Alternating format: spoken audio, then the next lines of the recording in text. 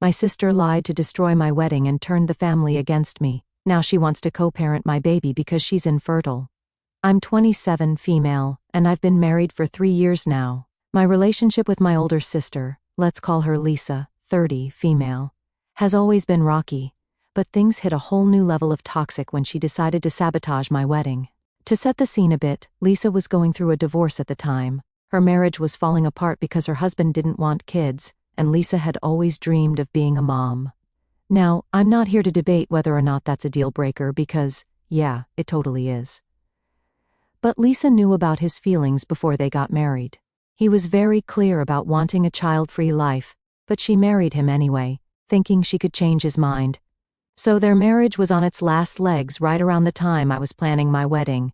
My fiancé, now husband, and I had been together for 4 years, and we were excited to finally tie the knot. We had spent months saving up and planning every detail. We were ready for it, but Lisa decided my wedding was somehow a personal attack on her. At first it was small comments, like how I was being insensitive for planning a wedding while she was dealing with her divorce. I brushed it off because honestly, Lisa has always been a bit of a drama queen. Growing up, she was the golden child. She could do no wrong in my parents' eyes, while I was usually the one in trouble for not doing things her way. If she was upset, everything stopped until she felt better. So her being upset about my wedding wasn't surprising, but I figured she'd get over it. Then my parents got involved. They called me up and asked me to postpone the wedding. Let me say that again. They wanted me to postpone my wedding because Lisa was getting divorced. I thought they were joking at first. When I realized they were serious, I told them that wasn't happening. My fiancé and I had already put down deposits and sent out invitations. Plus, why should my wedding have to take a backseat to Lisa's problems? Her divorce wasn't my fault, and I wasn't going to put my life on hold for her. Well, my parents didn't take that well. They told me I was being selfish and that family should come first. I argued that Lisa's divorce had nothing to do with my wedding, and that she could either be happy for me or not come. That's when they dropped the bombshell. If I didn't postpone the wedding, they wouldn't attend. They were willing to skip their own daughter's wedding to protect Lisa's feelings. I was heartbroken. I'd always known they favored Lisa, but this felt like a betrayal on another level. I told them they were free to make their own decisions, but I wasn't changing my plans. I figured that would be the end of it. If they didn't want to come, fine. At least I'd have my fiancé, my friends, and his family to support me. But Lisa wasn't done yet. She started spreading lies to the rest of the family. At first, she told everyone I was being cruel by getting married while she was going through a tough time. Some people felt bad for her but didn't think that was enough of a reason to skip my wedding. So, Lisa escalated. She started telling people I was the reason her marriage ended. According to her, I had convinced her husband to leave her because I was jealous of her and couldn't stand the idea of her having kids before me. Let me just say, for the record, I barely knew her husband. We'd maybe had a handful of conversations over the years, and none of them were deep or personal. The idea that I would interfere in their marriage is ridiculous. But Lisa lied with so much confidence that people started believing her. Some of our relatives even blocked me without saying a word.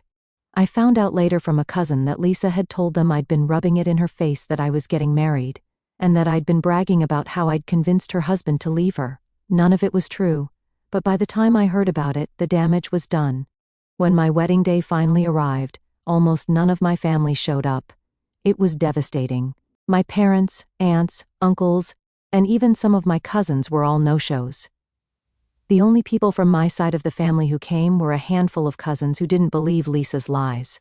The rest of the guests were my friends, my husband's friends, and his family. I'll be honest, the weeks leading up to the wedding were some of the hardest of my life. I considered trying to clear my name, but it felt pointless. Lisa had already poisoned the well, and it would have just been my word against hers. Besides, the people who sided with her had already made up their minds. I wasn't going to waste my energy on people who didn't want to hear the truth. Despite everything, my wedding day was beautiful. My husband and his family went out of their way to make me feel loved and supported. My friends kept me laughing and dancing all night. For a few hours I almost forgot about the empty seats and the family members who had chosen Lisa over me. But even though I had fun, the pain didn't go away. After the wedding, I cut off contact with Lisa and my parents. I couldn't forgive them for what they'd done. Lisa didn't just skip my wedding, she actively tried to ruin it, and my parents, instead of supporting me, enabled her behavior. It's been 3 years, and I haven't spoken to any of them since. Sometimes I wonder if I overreacted by going no contact, but then I remember how much pain they caused me during what should have been one of the happiest times of my life. Lisa's jealousy and my parents' favoritism turned my wedding into a nightmare. I've moved on in a lot of ways, but the resentment is still there. Fast forward 3 years, and I've built a life that I'm proud of. My husband and I are in a great place, and we recently announced some exciting news. I'm pregnant with our first child. It should have been a time of pure happiness, but of course, Lisa and my parents had to find a way to insert themselves back into my life. Here's what happened. A few weeks ago, my husband and I decided to share our pregnancy news on social media. We kept the announcement simple, just a picture of us holding a sonogram with a caption about how excited we are. We hadn't spoken to Lisa or my parents in years, so I didn't think they'd even notice. But apparently, they're still lurking on my social media, because within hours, my mom called me out of the blue. When I saw her name on my phone, I froze. For 3 years she hadn't bothered to reach out, not even for holidays or birthdays. Now all of a sudden she wanted to talk. I hesitated but eventually answered. The conversation started off fake friendly. She congratulated me on the pregnancy and said it was such wonderful news. Then she got to the real reason she was calling, Lisa. It turns out Lisa has been trying to have a baby ever since her divorce but hasn't had any luck. My mom told me Lisa had gone through multiple rounds of IVF, all of which failed, and she's now been diagnosed as infertile. To be honest, I felt a little bad for her when I heard that. Infertility isn't something I'd wish on anyone. But then my mom dropped the bombshell. She and my dad thought this pregnancy was the perfect opportunity for me to make things right with Lisa. I was confused at first. What did my pregnancy have to do with Lisa? My mom explained that since Lisa can't have children of her own, it would be healing for her to bond with my baby. She suggested that I let Lisa play an active role in my child's life, as if my baby could somehow fill the void left by her infertility. She even said, "It would be good for your baby to have 2 mothers." I was speechless. This woman hadn't spoken to me in 3 years, and now she wanted me to share my unborn child with the sister who had sabotaged my wedding? I told her no immediately. I said Lisa and I weren't on speaking terms, and there was no way I was letting her anywhere near my baby. My mom tried to guilt-trip me, saying Lisa was devastated by her infertility and needed the support of her family now more than ever. She even implied I was being cruel by denying her the chance to bond with her future niece or nephew. I shut her down hard.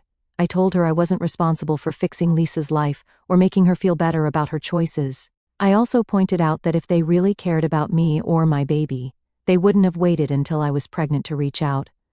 My mom didn't take that well. She accused me of being harsh and said I was letting old grudges ruin my chance to rebuild our family. I ended the call before I said something I'd regret. Over the next few days, my dad and Lisa both tried to contact me. My dad's approach was similar to my mom's. He framed it as a chance for us to heal as a family and insisted Lisa's intentions were pure.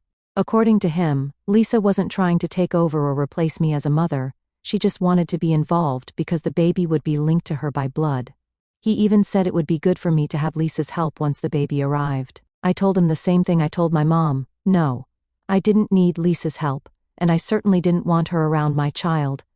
My husband and I already have a solid support system with his family and our friends. If Lisa and my parents had been content to ignore me for 3 years, they could continue doing so now. Lisa's messages, on the other hand, were a whole different story. She didn't bother with fake niceness. She accused me of being selfish and said I owed her this chance to be part of my baby's life. She even called me heartless for refusing to include her. I ignored her texts at first, but when she started spamming me, I finally blocked her. I wish I could say that was the end of it, but my parents weren't ready to give up. They called me again a few days later, this time together, and tried to push the idea one last time. My mom actually said the words, "Lisa's been through so much, and this baby could be the family's way of making things right." I couldn't believe what I was hearing. My unborn child wasn't even here yet, and they were already treating it like some kind of peace offering for Lisa. That's when I lost it. I told them I saw through their fake concern and that I wasn't going to let them guilt me into this ridiculous plan. I also made it clear that if they kept pushing, I would block them permanently, just like I did with Lisa. They tried to argue, but I hung up before they could get another word in. Since then, I've been dealing with a mix of emotions. On one hand, I feel justified in standing my ground. My parents and Lisa showed me exactly where their priorities were when they skipped my wedding and spread lies about me. They don't deserve a place in my child's life. But on the other hand, I can't help but feel angry and sad that they would even try to manipulate me like this. It's like they've learned nothing from the past 3 years. For now, I'm focusing on my pregnancy and trying to stay positive. My husband has been amazing through all of this, and his family has been so supportive. They've reassured me that I don't owe Lisa or my parents anything, and honestly, they're right. This baby is a new chapter for me and my husband, and I'm not going to let toxic people ruin that. While I've spent the past few years trying to move on, the whole situation with Lisa has always felt unresolved. I knew she lied to the family to sabotage my wedding, but I never got the full story of what was going on in her life back then. That changed about a year after my wedding when my husband and I ran into Lisa's ex-husband, let's call him Mark, by complete coincidence. What he told us blew my mind and gave me so much clarity about Lisa's behavior. It all started one afternoon when my husband and I went out for lunch at this little restaurant we'd been meaning to try. We were halfway through our meal when I spotted Mark sitting a few tables away with a group of coworkers. At first, I wasn't sure if he'd recognize us, but he ended up walking over to say hello. The conversation started casually. He congratulated us on our wedding and apologized for not attending. I told him I understood, considering the timing of his divorce from Lisa. That's when things took an unexpected turn. My husband made an offhand comment about how it was ironic that Mark hadn't come to the wedding, considering Lisa didn't even show up herself. Mark looked genuinely confused and asked, "What do you mean she didn't go? She told me she was busy helping you plan everything." I nearly choked on my drink. Lisa had been using my wedding as an excuse to delay their divorce proceedings. According to Mark, she repeatedly pushed back their mediation sessions, claiming she was too busy with wedding prep. Meanwhile, she was actively spreading lies about me to the rest of the family. Mark admitted he thought it was strange that Lisa seemed so invested in my wedding, especially since she and I had never been close.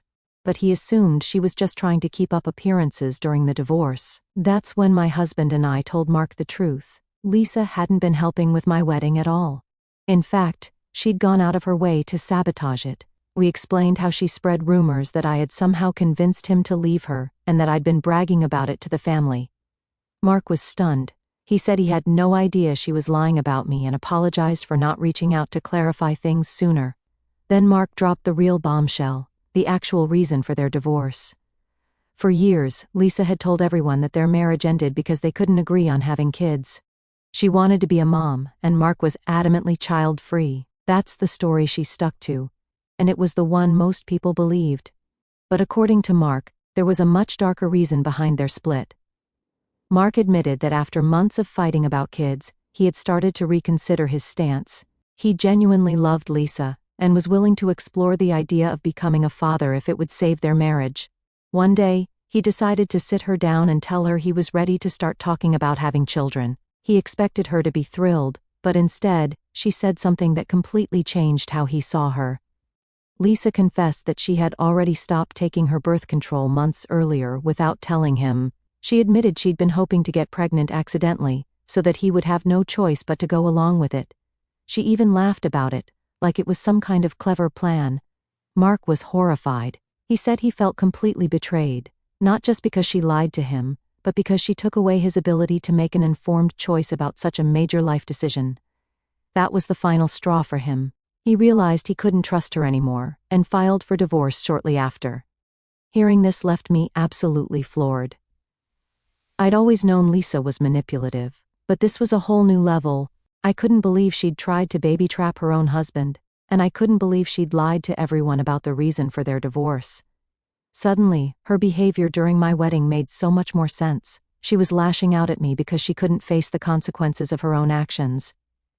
Mark told us that after he filed for divorce, Lisa became increasingly erratic. She'd alternate between begging him to come back and blaming him for ruining her life. At one point, she even tried to convince their mutual friends that Mark was the one who lied about wanting kids, even though he'd been upfront about his feelings from the start. Most of their friends saw through her lies, but it didn't stop her from trying. After our conversation with Mark, I felt a mix of emotions. On one hand, I was relieved to finally understand what had been going on behind the scenes. It explained so much about Lisa's actions, and gave me validation that I wasn't crazy for cutting her off. But on the other hand, it made me even angrier. Lisa's lies didn't just ruin her marriage, they also destroyed my relationship with most of our family. And for what? To deflect blame from herself? I thought about confronting Lisa, or even sharing what I'd learned with the rest of the family. But in the end, I decided it wasn't worth it. At that point, I was already no contact with Lisa and my parents, and I didn't want to re-engage with the drama. I figured the truth would come out eventually, and honestly, I didn't feel like it was my responsibility to expose her. Looking back, that conversation with Mark was a turning point for me. It helped me let go of some of the guilt I'd been carrying about the way things ended with my family. For a long time, I wondered if I should have done more to defend myself, or if I'd overreacted by cutting them off. But after learning the full extent of Lisa's lies, I realized I did what I had to do to protect myself. Lisa's actions weren't just a mistake or a moment of poor judgment. They were calculated, deliberate choices to hurt the people around her for her own benefit. I've spent too much of my life being collateral damage in Lisa's schemes, and I refuse to let her drag me down anymore. Then came the final straw. It started a couple of weeks after I blocked Lisa and my parents following their two mothers' proposal for my baby. I figured that would be the end of it. They couldn't contact me directly anymore, so what else could they do? Turns out, a lot. Lisa decided to take her grievances public. The first post was vague but obviously aimed at me. She wrote something like, "It's sad when family lets you down, especially when you've always tried to support them. Some people just don't understand loyalty or forgiveness." I didn't respond, but it annoyed me because I knew she was painting herself as the victim again. The comments were filled with people saying things like, "You're so strong," and "Whoever hurt you doesn't deserve you." Classic sympathy fishing. At first I thought, whatever, let her vent, I'm not engaging. But then the posts started getting more specific. Lisa began dropping not-so-subtle hints about my pregnancy, saying things like, "It's hard to be happy for someone who's always tried to ruin your life." In another post, she wrote, "Some people are so selfish that they won't even consider sharing their blessings with others who need them more." It was obvious she was trying to frame me as the bad guy for not letting her be part of my baby's life. The final straw came when my mom started chiming in. She made her own post about how some people in this family have always been jealous and manipulative, and how they turned their backs on us when we needed them most. She even wrote, "It's heartbreaking to see your own child reject her sister's pain." I don't think she realized how ironic it was to accuse me of rejecting Lisa's pain after she and Lisa had ignored mine for years. These posts weren't just annoying, they were damaging. Extended family members who hadn't spoken to me in years started calling to check in and ask what was going on. Some of them were outright accusatory, saying things like, "Why can't you just make peace with Lisa? And family is everything. You need to let this go." It felt like they'd all decided I was the villain without even asking for my side of the story. After a few weeks of this nonsense, I decided I wasn't going to sit back and let Lisa control the narrative anymore. I hadn't said a word about her lies in years because I wanted to keep the peace, but clearly, that strategy wasn't working. If Lisa wanted to air our dirty laundry on social media, then fine, I'd do the same. I reached out to Lisa's ex-husband, Mark, to let him know what was going on. We'd spoken a few times since our run-in at the restaurant, and we were on good terms. I asked if he'd be okay with me sharing the truth about their divorce, and he said yes. He even offered to back me up if anyone doubted my story, so I wrote a long post explaining everything. I detailed how Lisa had sabotaged my wedding by spreading lies about me, how my parents enabled her behavior, and how they'd tried to guilt me into sharing my baby with her. Then I dropped the bombshell about her divorce, the fact that she'd secretly stopped taking birth control to try and baby-trap Mark, and that her manipulative behavior was the real reason their marriage ended. The reaction was explosive. Within hours, my phone was blowing up with messages from family members. Some were supportive, saying they'd had no idea Lisa was capable of such things. Others were furious, accusing me of airing private family matters, and kicking Lisa while she's down. Lisa and my parents were uncharacteristically silent at first, which told me they didn't know how to spin this. But of course, they didn't stay quiet for long. A few days later, Lisa made a post claiming I'd fabricated the entire story out of jealousy. She said I'd always been bitter about how close she was to our parents, and accused me of trying to turn the family against her. My mom and dad backed her up with comments about how they just wanted to rebuild the family, and how they never expected such cruelty from me. At this point, I wasn't even angry, I was exhausted. I'd laid out the truth, and anyone who still chose to believe Lisa was free to do so. I wasn't going to waste my energy arguing with people who had already made up their minds. I left the post up for about a week and then took it down, not because I regretted what I said, but because I didn't want my social media filled with negativity. Since then, things have calmed down a bit. Most of the family who sided with Lisa has gone quiet, and a few have even reached out to apologize for believing her lies in the past. Lisa and my parents, on the other hand, are still playing the victim. They've made a few more posts about how family should stick together no matter what, and how they just want peace. But I haven't responded. The way I see it, I've done everything I can to defend myself. If people still want to believe Lisa's version of events, that's their problem, not mine. I've got a baby on the way, and I'm not going to let toxic people take up any more space in my life. That's where things stand for now. If you've ever had to deal with a family member airing your drama on social media, I'd love to hear how you handled it. Thanks for reading. Hey everyone! The channel's been slowing down a bit, and I spend so much time finding these stories for you. If you enjoy the content, please hit that subscribe button. It means the world and helps keep this journey going strong. Let's grow together. Final update. Hey Reddit! I wasn't planning on posting again, but the universe, and my family had other plans. I thought I had closed this chapter, but apparently Lisa, 30, female, and my parents weren't ready to let go. If you've been following my posts, you already know the backstory. If not, here's the short version. My sister Lisa ruined my wedding. My parents enabled her, and then they all tried to guilt me into letting Lisa play second mother to my unborn baby. I've been no contact with them for a while now, but recently, they've taken their entitlement to a whole new level. This update might be the wildest yet, so buckle up. A few weeks ago, I started noticing weird activity on my social media. My pregnancy posts, simple updates like baby bump photos or nursery prep, were getting strange comments. At first, it was just vague stuff like, "It's sad when people forget the meaning of family," or "Some babies are blessings for more than one person." I thought it was just random trolls, but then I realized the accounts were suspiciously new, with no profile pictures or personal posts. My gut told me it was Lisa, or my parents behind them. I brushed it off because, honestly, I'm used to their antics at this point. But then it escalated. One account left a comment saying, "You should be careful. Some people don't deserve to raise children." That one shook me. I deleted the comment and blocked the account, but I couldn't shake the feeling that they were watching me. Things took a darker turn when I got a call from my landlord. Apparently, someone had called, pretending to be me, asking if I was planning to move out soon. They claimed they were my sister and wanted to help with the process. Thankfully, my landlord didn't believe them and called me to confirm. I was furious. This was a blatant invasion of my privacy, and I had no doubt Lisa was behind it.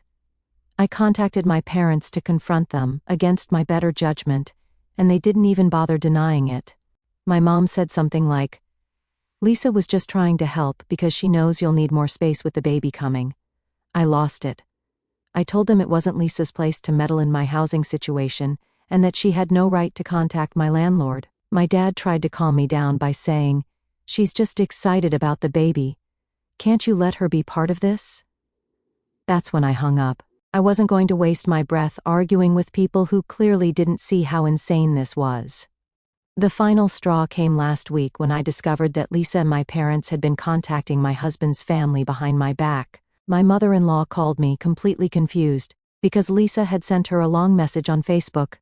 In the message, Lisa painted herself as a victim, claiming I had cut her out of my life for no reason, and that she was heartbroken about being excluded from her niece or nephew's life. She even suggested that my in-laws should mediate between us because this baby deserves to have a complete family.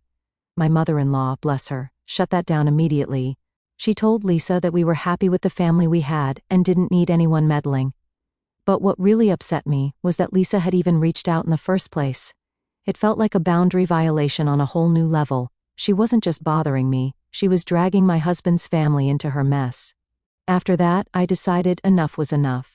I filed a police report about the landlord incident, and the harassing comments on social media. I also sent Lisa and my parents a cease and desist letter through a lawyer, making it clear that if they continued to harass me or my family, I wouldn't hesitate to take legal action. Of course, they didn't take it well. My mom called me, sobbing, saying, "How could you do this to your own family?" Lisa sent me a long email, accusing me of being cruel and vindictive. She even said, "You're depriving me of the chance to experience motherhood through your child." That sentence made my skin crawl. I don't know how she doesn't see how unhinged she sounds. My dad tried to guilt me, saying, "This is tearing the family apart. You've made your point, but can't we just move on?" I told him I wasn't the one tearing the family apart, they were. I've given them so many chances to respect my boundaries, and they've trampled over every single one. At this point, I don't even feel sad about cutting them off anymore. I feel relieved. I've gone completely no contact. I've changed my phone number, made all my social media private, and let my landlord and employer know about the situation in case they try anything else. My husband and I are also looking into installing security cameras around our home. I hate that it's come to this, but I'm not taking any chances when it comes to my baby's safety. Despite everything, I'm feeling a strange sense of peace. For the first time in years, I've taken back control of my life. My husband and I are focusing on the future and preparing for the arrival of our little one. His family has been amazing through all of this, and I'm so grateful to have their support. This baby is going to be surrounded by so much love, and that's all that matters. Thank you to everyone who's followed my story and offered advice. Your comments have been a lifeline during some of the toughest moments, and I can't thank you enough. This is hopefully my final update because I'm ready to close this chapter for good. Wish me luck, Reddit, and I'll wish the same for all of you dealing with similar situations.